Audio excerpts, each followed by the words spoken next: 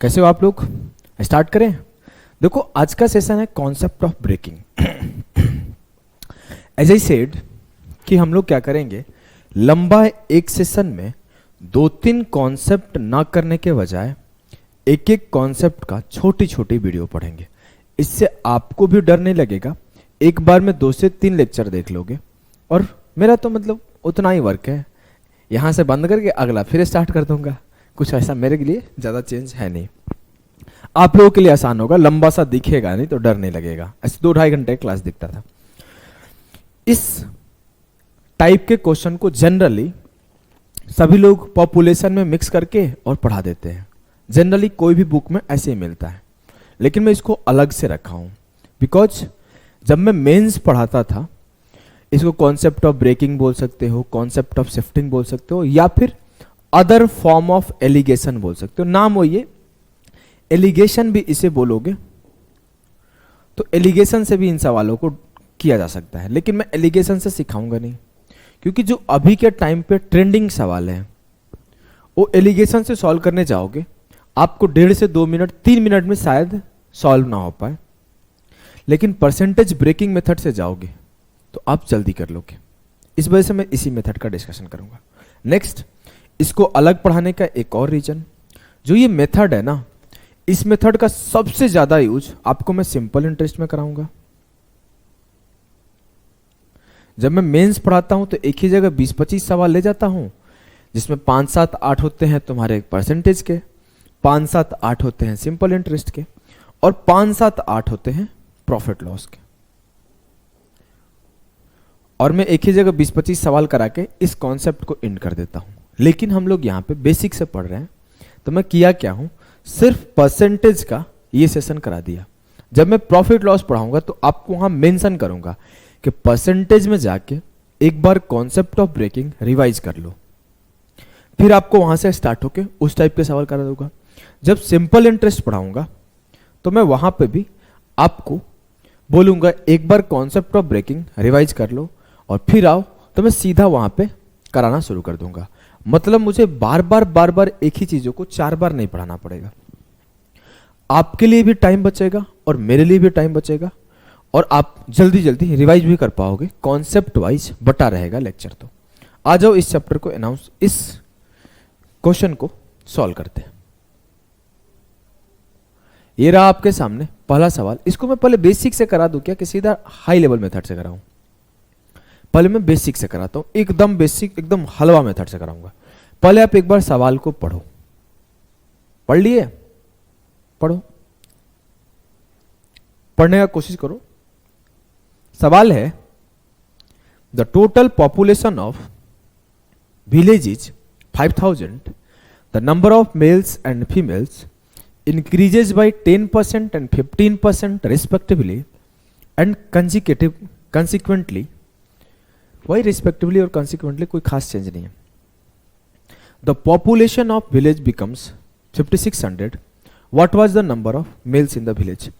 अब इसी सवाल को मेरे भाई जब एग्जामिनर सिंपल इंटरेस्ट में पूछता है तो ऐसे बोलता है, आई एम जस्ट, मतलब मैं आपको ना जस्ट लैंग्वेज का अंडरस्टैंडिंग दिखा रहा हूं कि कैसे अरिथमेटिक में लैंग्वेज चेंज करके उसी कॉन्सेप्ट को डराने लायक बना देगा।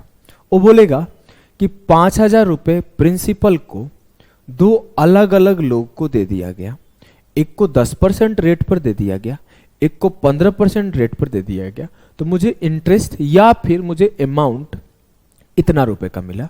फाइंड द कितना कितना रुपए दिया गया था। देख रहे हो ना लैंग्वेज कैसे चेंज करेगा। अब देखो वो क्या करेगा, जब प्रॉफिट लॉस में सवाल बनाएगा, मैं आपको नजरिया चेंज कराऊंगा। मैं जस्ट सॉल्यूशन करना तो मेरे को भी आता है भाई, सॉल्यूशन तो बुक में भी लिखा है, फिर मेरे से पढ़ने का क्या फायदा? कुछ फायदा होगा तो ही तो मैं सिखा रहा हूं, पैसा पे किए हो, कुछ तो सिखाऊंगा ना। तो मैं आपको, अब बुक में भी आपको लिखा रहेगा, देखो ऐसे ऐसे सॉल्यूशन, आंसर जो भी आएगा 2000-4000 जो भी आंसर आएगा कर देगा। लेकिन अब देखो कैसे हो प्रॉफिट लॉस में चेंज करेगा। बोलेगा कि एक रेफ्रिजरेशन और एक एसी में 5000 में खरीद के लाया, मैं रेफ्रिजरेशन को 10% प्रॉफिट पर और एसी को 15% प्रॉफिट पर सेल कर दिया और मुझे ओवरऑल इतना रुपए मिला। आप सवाल में अंडरस्टैंडिंग समझ रहे हो, इस सवाल को कैसे एग्जामिनर घुमाएगा? फिर मैं बोलूंगा कि there is a cow and a goat I have bought. मैं एक गाय और एक बकरी खरीद के लाता हूं 5,000 में। गाय को मैं 10% प्रॉफिट और बकरी को 15% लॉस पे बेच देता हूं। मुझे इतना परसेंट का, इतना रुपए का टोटल एसपी होता है या फिर प्रॉफिट होता है। तो बताइए कि काऊ का कॉस्ट प्राइस क्या था, गोट का कॉस्ट प्राइस क्या था। इसी को रिवर्स अभी एसआई में सिखाया कि मैं 50,000 रुपए प्रिंसिपल को ब्याज पर देता हूं, ए को और बी को। ए को मैं 10% पर देता हूं, बी को मैं 15% रेट पर देता हूं। मुझे इतना रुपए का अमाउंट रिटर्न मिलता है। बताइए मैं ए को कितना रुपए दिया था। आप देख रहे हो ना इस कॉन्सेप्ट को एग्जामिनर कैसे घुमा रहा है। हाँ, अब आगे से आपको जीवन में सवाल पढ़ोगे, अच्छा ये तो इस कॉन्सेप्ट पे है, आंसर टिक करोगे। आ जाओ, इसका पहले मैं बेसिक अंडरस्टैंडिंग देता हूं, एकदम प्योर बेसिक, एक्स मान के, फिर उस मेथड पे हम लोग चलेंगे। बोला है कि 5,000 लोग थे, मेल को 10% से और फीमेल को 15% से बढ़ाया। ठीक है, बोलोगे जी sir. And population of village 5600 हो गया, मतलब ओवरऑल इंक्रीज कितना है? सर पहले 5,000 था, अब 5,600 है। जो ओवरऑल इंक्रीज है पॉपुलेशन में वो 600 का है।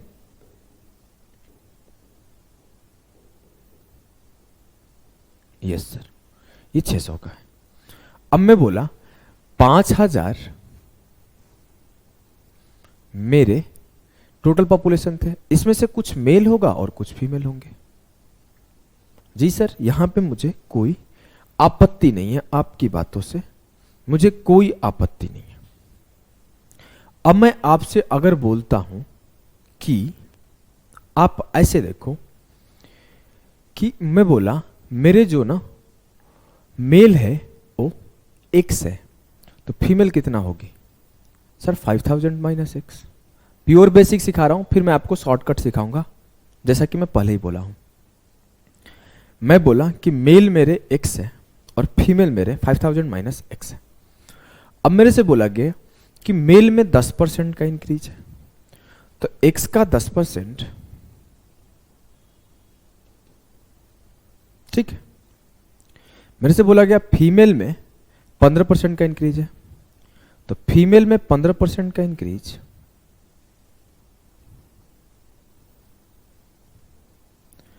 और ओवरऑल बोल रहा है कि 600 का बढ़ गया। ये प्योर बेसिक है ना? बोलोगे एकदम सर, कोई मुझे कंफ्यूजन नहीं है कहीं से भी, किसी भी प्रकार का। अब मैं आपको बोलूं आगे कि सॉल्व करता हूं। x का 10% प्लस 15% ऑफ 5,000, तो 5,000 का 15% सॉल्व करो।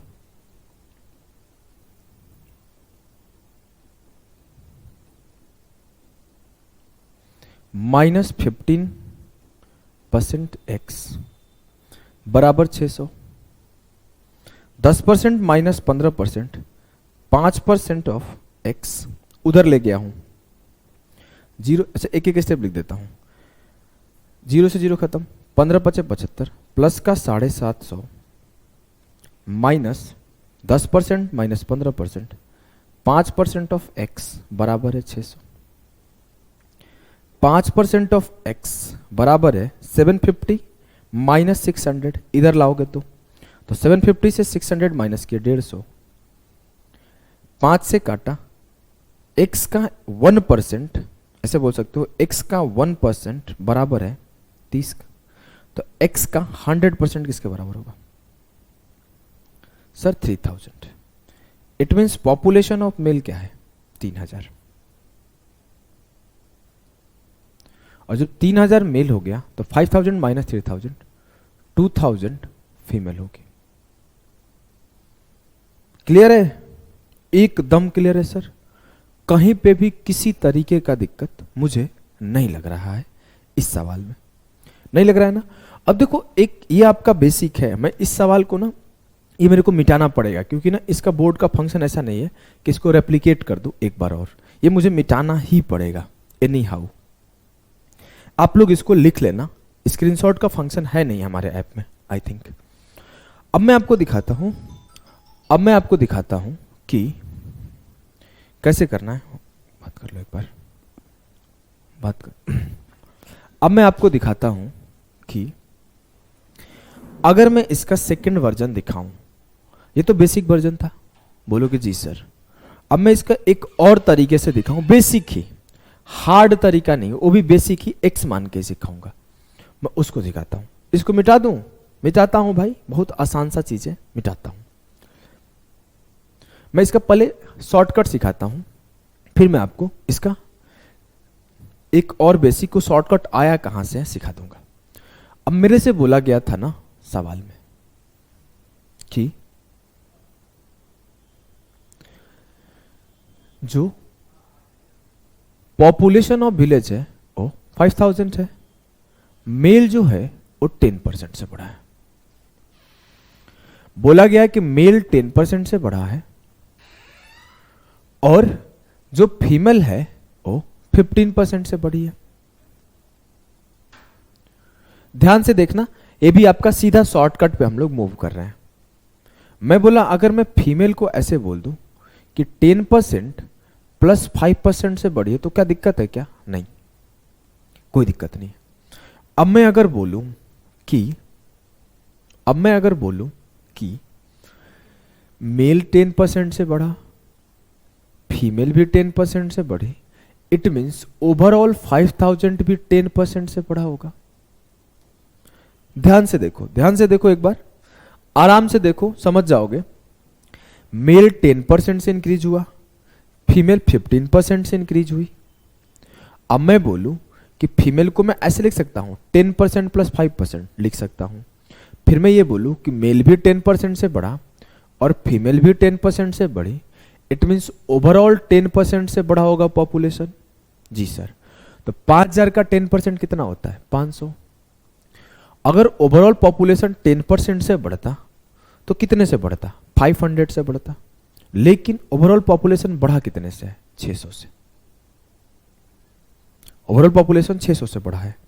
मैं बोल रहा अगर ओवरऑल पॉपुलेशन 10% से बढ़ता तो 500 से बढ़ता, लेकिन ओवरऑल पॉपुलेशन बढ़ा कितने से है? 600 से।